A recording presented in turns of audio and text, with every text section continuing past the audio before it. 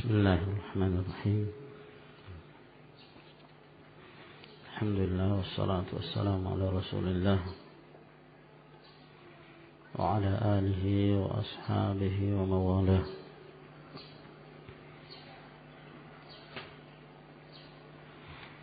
Amma ba'd.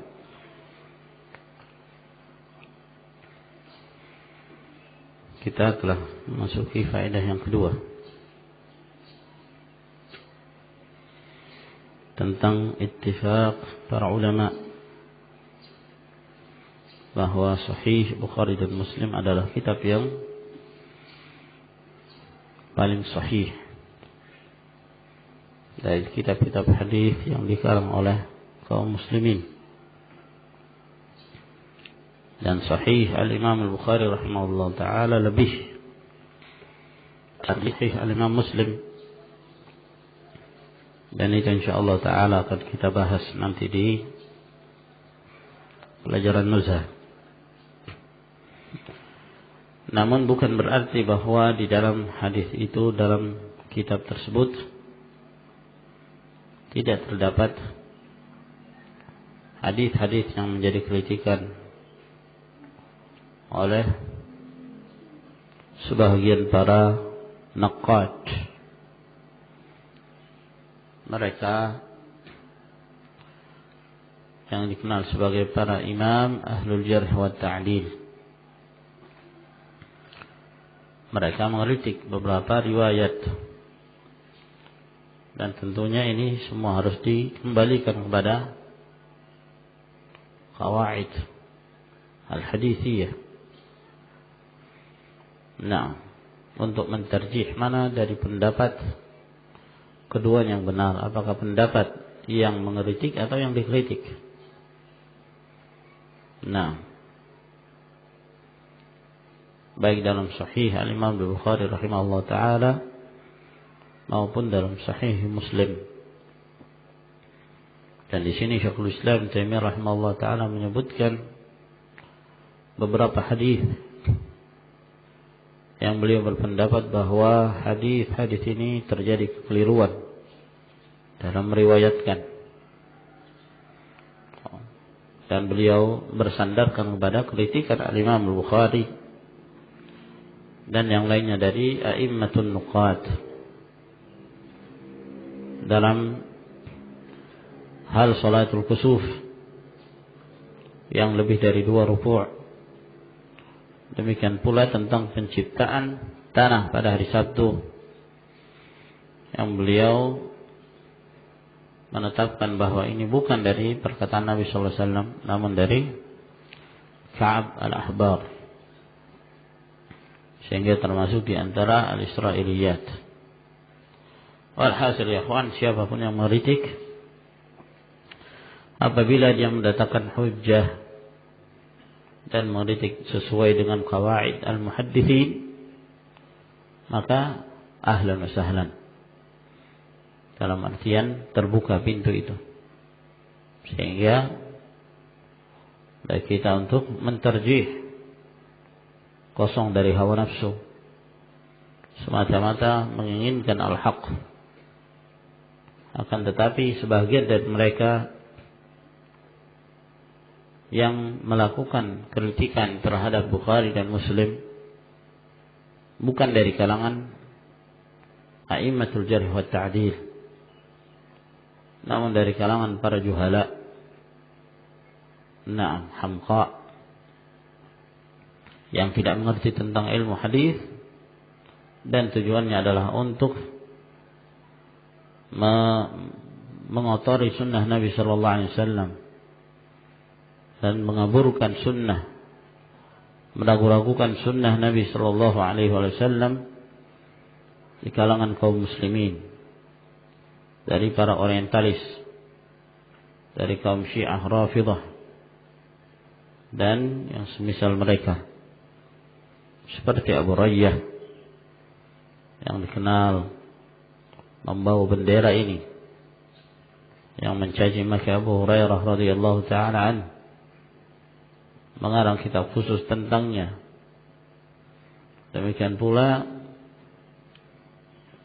mengkritik dengan hawa hadis-hadis yang disebutkan dalam Bukhari, Muslim rahimahumallahu ta'ala, seperti dalam kitabnya Ansar Adwa ala Sunnatin Nabawiyah, yang di dalamnya berisi kedustaan, memotong-motong ucapan para ulama. Nah, yang maksudnya adalah untuk mengikuti hawa nafsu dan meragu-ragukan keabsahan riwayat tersebut dari Nabi sallallahu alaihi wasallam. Nah, dan walhamdulillah para ulama tidaklah mereka berdiam diri melihat keadaan yang seperti itu. Bahkan mereka berusaha untuk membela sunnah Nabi sallallahu alaihi wasallam. Di antara yang menulis bantahan, ya, seperti pengarang kitab Difa'an Abi Hurairah yang ditulis oleh Saleh Al-Ali. Demikian pula kitab yang ditulis oleh Muhammad Abu Zahrah. Naam. Demikian pula kitab yang ditulis oleh salah seorang alim Yaman, ya, Abdurrahman bin Yahya Al-Muallimi Al-Yamani rahimahullah ta'ala. Beliau mengarang kitab Al-Anwarul Kashifah, yang di dalamnya beliau membantah Abu Rayyah dan orang-orang yang semisalnya, dan membela hadis-hadis Nabi sallallahu alaihi wasallam. Nah, berkata al-muallif rahimahullah ta'ala, wa qad ujiba amman tuqida alaihima bijawabain. Berkenaan tentang hadis-hadis yang menjadi kritikan, maka telah dijawab dari hadis-hadis yang menjadi kritikan tersebut, mujmalin wa mufassal. Ada jawaban secara global, secara mujmal, ada pula jawaban secara terperinci, mufassal. Amma al-mujmal, adapun jawaban secara mujmal, faqala Ibnu Hajar al-Asqalani fi muqaddimati Fathul Bari, maka berkata Ibnu Hajar Al-Asqalani rahimahullah ta'ala, muqaddimah Fathul Bari, beliau mengatakan rahimahullah, la raiba fi taqdim al-Bukhari thumma Muslim ala ahli asrihima, bahwa satu hal yang tidak diragukan, didahulukannya al-Imam al-Bukhari kemudian Imam Muslim di atas imam-imam yang ada pada zamannya, wa man ba'dahu, dan bahkan yang setelahnya, min a'immati hadzal fan, dari para imam-imam dalam bidang ini, fi ma'rifati sahih wal mu'allal, dalam mengenal hadis-hadis yang sahih dan hadis-hadis yang memiliki illah. Nah, Al-Imam Al-Bukhari imamnya dalam bidang ini. Nah, sehingga jangankan para ulama yang demikian banyak memberikan pujian dan mengakui hafalan dan keimamahan yang dimiliki oleh Imam Bukhari, bahkan gurunya ya mengakui itu. Seperti Ali bin Abdullah Al-Madini, beliau ini terkenal sebagai Imamul Jarh wa Ta'dil pada zamannya. Namun beliau pada saat menyebutkan tentang Imam Al-Bukhari, beliau mengatakan, mastasghartu nafsi illa inda Al-Bukhari Muhammad bin Ismail. Aku tidak merendahkan diriku, ya, ini betul-betul aku segan kecuali terhadap Muhammad bin Ismail al-Imam Bukhari. Aku tidak segan pada seorang pun dalam hal ilmu hadis mengetahui penyakit-penyakit hadis kecuali di hadapan Al-Imam Al-Bukhari rahimahullah. Nah, maka ini menunjukkan ya kawan, mulianya Al-Imam Al-Bukhari dalam ilmu ini diakui dan masyhur keimamahan beliau. Sedangkan Al-Imam Muslim rahimahullah ta'ala, pada hakikatnya ilmu al-hadis yang beliau miliki adalah percikan-percikan dari Al-Imam Al-Bukhari. Ya, istifadahnya banyak dari Imam Bukhari, karena Imam Muslim betul-betul mengambil kesempatan ketika ziarahnya Imam Bukhari ke Khurasan, ke Naisabur, maka dimanfaatkan oleh Al-Imam Muslim, di mana beliau menimba ilmu dari Al-Imam Al-Bukhari dan mengambil banyak faedah. Hal inilah yang disebutkan oleh Imam Ad-Darqutni rahimahullah ketika beliau mengatakan laulal Bukhari lama raha Muslim wala ja. Kalau bukan karena Imam Bukhari maka Imam Muslim tidak datang. Tidak akan seperti itu keadaannya. Menunjukkan bahwa kebanyakan ilmu yang dimiliki Imam Muslim dalam ilmu hadis, ilalul hadis, dari Al-Imam Bukhari rahimahullahu ta'ala. Nah, qala, lalu kemudian beliau mengatakan, fa bi taqdiri tawjihi kalami man intuqida atau man intaqada alaihima yakunu qawluhum mu'aridan li tashihima. Ya. Maka apabila kita mentauji, ya, mengarahkan ucapan orang-orang yang mengkritik keduanya, maka berarti ucapan mereka itu bertentangan dengan pentasfihan dari Bukhari dan Muslim. Nah, wala raiba fi taqdimihima fi dzalika ala ghairihima, dan satu hal yang tidak diragukan didahulukannya Bukhari dan Muslim ini dalam hal ilmu ini, ya, baik dalam hal mensahihkan atau mendhaifkan suatu hadis daripada yang lain. Fayandafi'ul i'tiradu, sehingga tertolaklah kritikan itu min haitsul jumlah, dari ini apabila ditinjau secara global. Nah, ini secara global ya kawan. Dalam artian ini berarti membutuhkan tarjih. Ucapan Al-Hafidz Ibnu Hajar bukanlah berarti menutup pintu bahwa ya setiap apa yang menjadi sikap Al-Imam Al-Bukhari ataukah Imam Muslim berarti itulah pasti yang benar, yang mengkritiknya pasti salah. Ya, bukan itu. Nah, namun ini akan membuka pintu bagi kita bahwa jangan terlalu gegabah, ya. Jangan terlalu terburu-buru di dalam menyikapi satu hadis ketika ada yang mengkritiknya. Nah, bukan berarti bahwa mereka tidak pernah salah.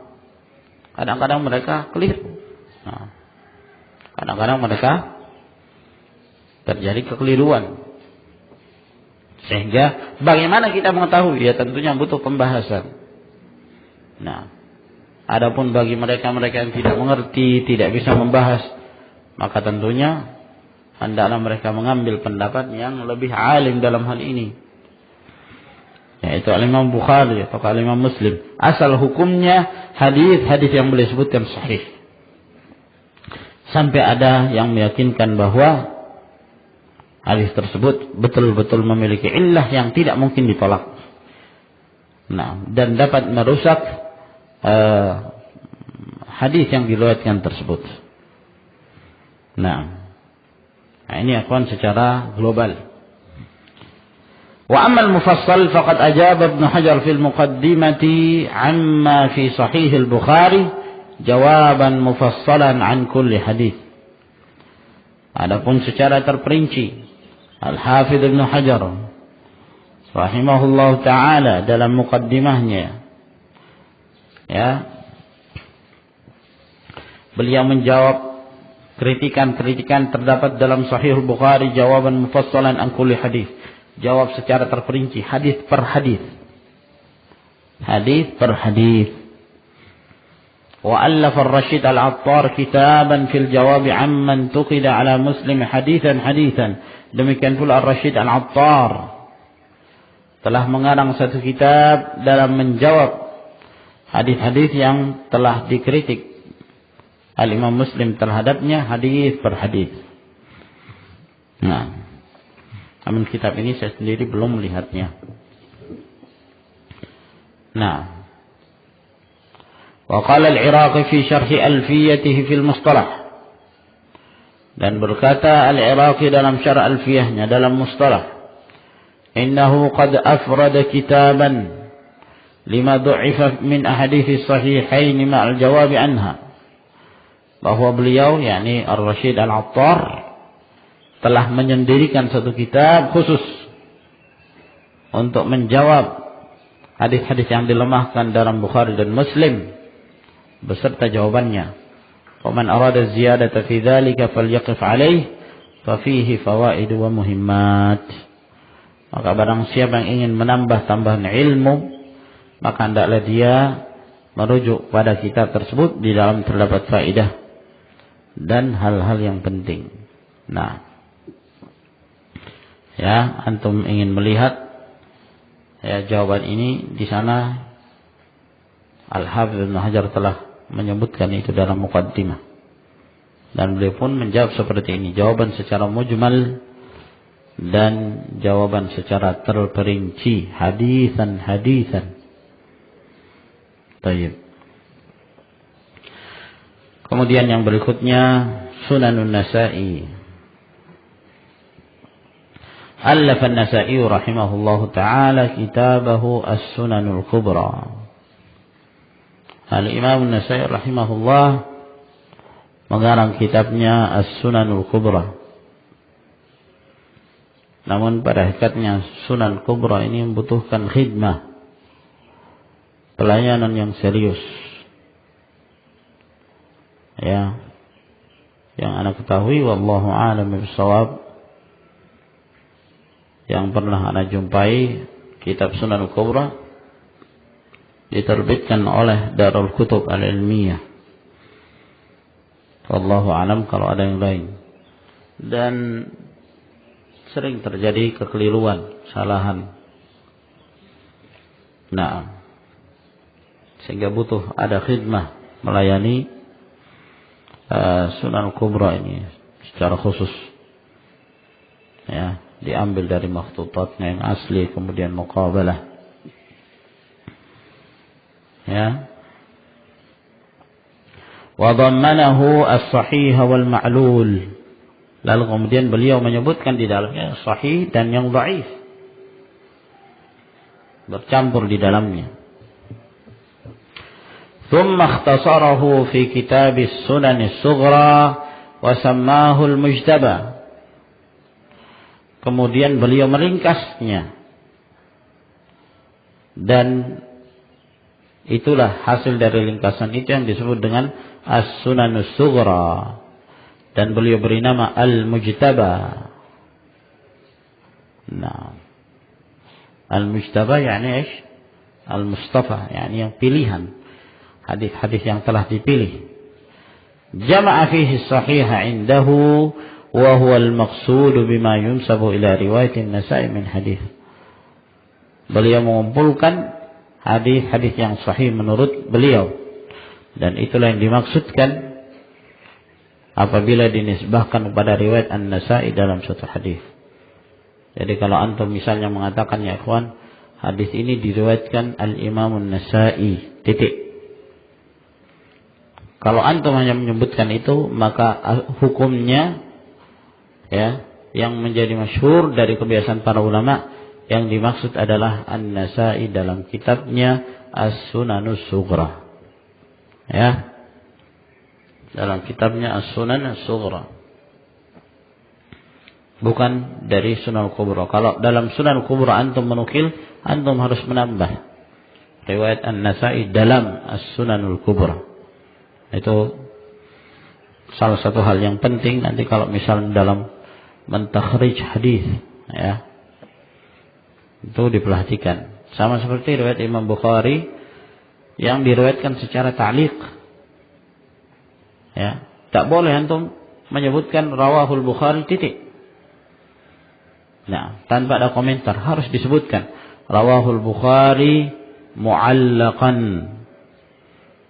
Nah, Kalau antum hanya menyatakan rawal Bukhari padahal dia ta'liq, antum menipu. Nah, karena tidak demikian adatul muhadditsin. Ya. Demikian pula kalau riwayat Bukhari dari kitab-kitab yang lainnya, dari Tarikhul Kabir, nah, atau dari Khalq Af'alil Ibad, atau dari yang lainnya. Lalu antum mengatakan riwayat Bukhari, titik. Tidak menjelaskan. Harus dijelaskan. Karena kalau disebutkan riwayat Bukhari saja, maka yang dimaksudkan adalah riwayat Bukhari dalam sahihnya secara musnad. Nah, musnad. Namun hal yang penting di sini yang berkaitan Al-Imam Az-Zahabi rahimahullah ta'ala melemahkan riwayat yang menyebutkan bahwa As-Sunan As-Sughra ini adalah tulisannya Al-Imam An-Nasa'i rahimahullah. Beliau menyatakan riwayat itu tidak sahih. Bahkan yang benar bahwa As-Sunan As-Sughra ini bukan karangan Al-Imam An-Nasa'i, tapi muridnya yang meringkas. Muridnya yang meringkas.